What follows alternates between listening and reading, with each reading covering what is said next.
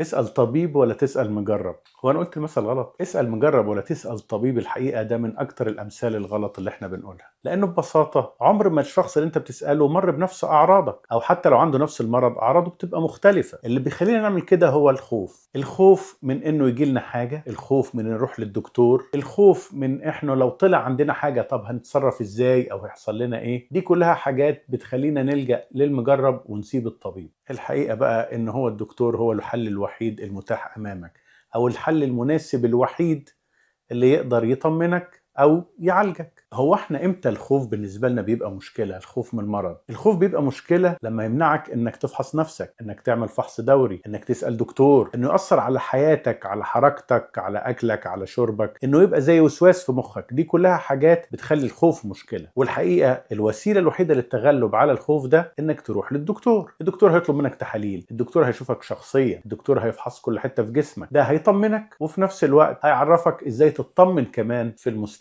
حكاية تسأل مجرب دي مش حقيقي صحيح. اسأل طبيب الأول، الدنيا هتفرق كتير. والخط الأحمر في كل اللي اتقال هو صحة قلبك.